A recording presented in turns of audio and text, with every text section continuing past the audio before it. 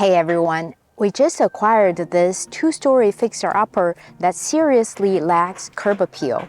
I'm going to show you around and tell you my scope of work. If you're interested to learn about the numbers, make sure you stay until the very end. This tree in front is really nice, but it needs some trimming. We probably also want to use some mulch to cover the dirt and rocks. There is a boxwood hedge right in front that is missing a big chunk here. I guess that they were trying to access the clean out so that they left it open, but it doesn't look very nice and it feels like it's broken. So we'll probably are going to just take it out completely so that we can also review this beautiful lawn and enhance the curb appeal. So the lawn will be front and center, and you'll also notice that there's some really big bushes that are covering half of the house that are really an eyesore. So we're definitely going to remove those and review the entire frontage. On the other side of the driveway, there's kind of a cactus garden. Some of these are too big and unhealthy, so we're going to replace them. The house itself isn't that appealing because the second story was added on later. There's not much we can do, but we're going to try to enlarge the windows so that the second story can match the original first story a little better. The roof is in pretty good condition and still has a lot of life left. We're going to replace the single pane windows, the front door, and give this house a fresh coat of paint, and I believe that's going to work wonders. Now let me show you the inside. On your left side is the living room and kitchen, and then straight ahead is the stairs going to the upstairs, more bedrooms and bathrooms. And then this small sitting area leads to the bedrooms and bathroom on the main level. The living room is pretty spacious, and the brick fireplace takes the focal point, but it's not that pretty. Behind this wall is the kitchen and the dining room, so it would be nice if we could remove this wall and make it an open concept. But unfortunately, fireplaces are very expensive to remove, so we're just going to dress it up. But we're thinking about maybe opening part of the wall here and put some glass display windows here so that we can have a semi-open flow. And in the corner over here, there is a traditional chandelier that's the only light source in this living space. So we're going to replace it with some recessed lights. I believe there was a rug in this area before, but all there is left is a green pad. We're going to remove it so that we can refinish the beautiful hardwood floors underneath. On the other side of the living room is the dining space. And here you can see that the fireplace is actually double-sided, which is coming back in style now. So we're going to put an insert here that's also two-sided, so it will look beautiful and contemporary. And this mantle is not even attached to the fireplace, and I'm not sure if it's actually original. So there is a small and boring light fixture, and we're going to replace it with something a lot bigger and more beautiful. The kitchen is so old school. Nobody really uses a panel light like this anymore, and the dark stained wood cabinets are not aging very well, and they sort of blend into the dark tiled floors. The Formica countertops are so hideous, and then you notice that the appliances are actually mixed matched. So we're going to gut everything in here. And I'm also thinking about expanding the kitchen all the way along this wall so we can utilize a lot of the wasted space around here. And I believe a big island over here will make this kitchen very functional and very beautiful.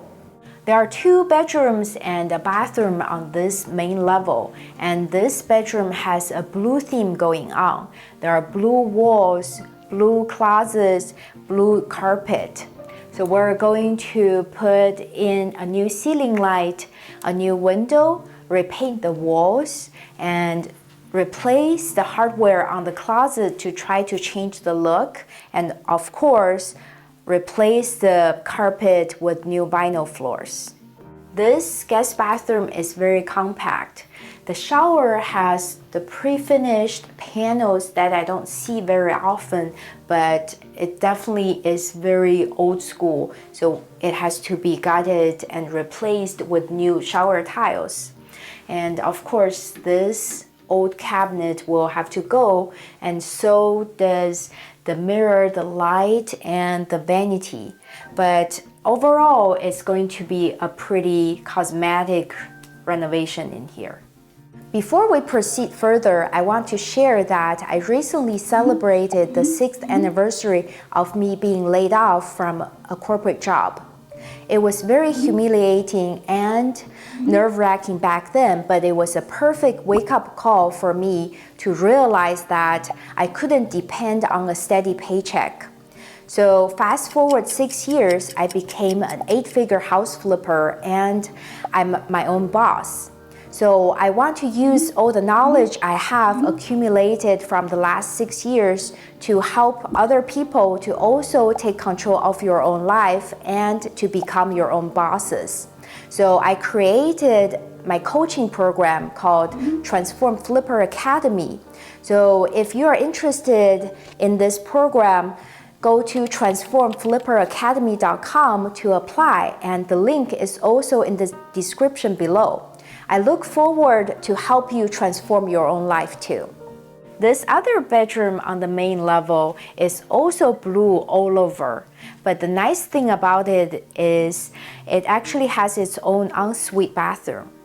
Between the closet and the ensuite bathroom, there's this little vanity corner here, and there's some interesting mosaic tile decorations. This space is not super common in a modern household, but it can be very handy if we want to enlarge the shower in the bathroom. I'm guessing that blue is the previous owner's favorite color because this bathroom also has a lot of blue color in it. This vanity can be made a lot bigger if we remove the storage right here. And the shower currently is really tight, square, but if we utilize the makeup station we were just talking about earlier, it can be expanded. So that way this bathroom will be a lot more functional than it is now. The stairway going upstairs looks so bland right now because they use solid walls as handrails, and it's also carpeted. So we plan to remove the walls on both sides and use metal railings to update the look. And on top of the ceiling, we are also going to replace this track light with a new modern chandelier. There are 2 rooms on the top level and both rooms are pretty big. So this first room can have so many different purposes. I'm thinking you can use it as an office, as a bedroom, as a playroom, or a game room, or a combination of some of these features. There's also this large walk-in closet in the back that can be used as storage. So in terms of the scope of work, we're going to replace this ugly track light with some recessed lights and then fix the holes in the walls, repaint the walls, and then replace the carpet with vinyl floors. This primary bedroom is filled with natural light. I love the vaulted ceilings, and there is a large primary bathroom attached and also a big walk-in closet. In terms of the scope of work, we're going to replace this dated ceiling fan with some recessed lights and possibly also a chandelier. And then we're thinking about making this wall the feature wall because this is most likely where the bed is going to go up against. So maybe we put up some wall sconces and also do some paneling. The bathroom is large, but the layout is quite funky. There are 2 sinks and the vanity wraps around this entire corner. The shower is on this side and the toilet is tucked into this nook. So we're going to have to figure out a way to make this layout more functional, and also we're going to update everything in here from the shower tiles to the floor tiles to the vanities. The backyard is not that big, but it's really well kept. There's already grass and some plants. So we need to kill the weeds in the grass and fix the dry spots and also put some mulch and new plants where it's empty. Overall, the scope of work is pretty simple here. The home tour wouldn't be complete without a walkthrough. I like that the house has a very spacious living area. For the Bay Area where homes are usually compact, the amount of space would be very appealing to buyers. Both the kitchen and the dining room have this outdated reddish brown tone to it and can really use a refresh.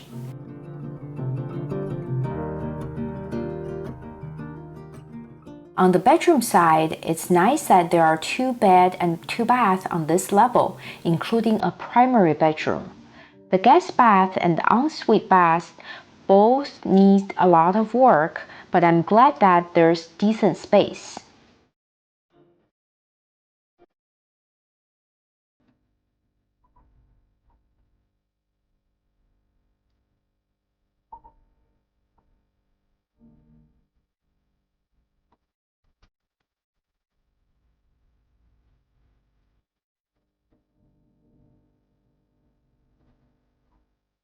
Moving up to the second story where we have 2 additional bedrooms, including the main primary bedroom. Because the upstairs were added on later, the rooms are more generously sized.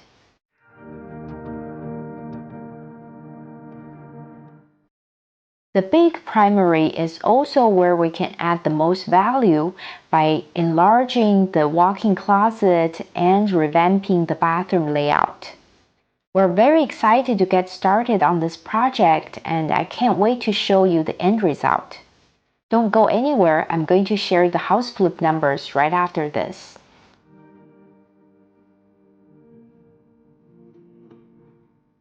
Thanks for going on this fixer-upper tour with me. Let me share the numbers now. I purchased this home for around $2 million, and we plan to put in about $150,000 into the renovation. The after repair value is estimated to be around $2.5 million, and we're going to have a lot of work cut out for us in the next few months, but I can't wait to show you the after video soon. Thank you guys so much for watching. See you next time. But some of these cacti. On the ground, there's the green pad that's left behind. No. This kitchen is so old school. The panel light, nobody used the, and the dark wood stained cabinets are not aged. The bathroom on this level is pretty compact. The shower is, what is this material? And it has its own ensuite bathroom, and it's the, what? With some recessed lights, and also fix some of these, and repaint, and also replace the carpet with vinyl floors. This primary bedroom is filled with light, right? Natural light. The backyard is not that big, but it's really well kept. We have some cactus Mm.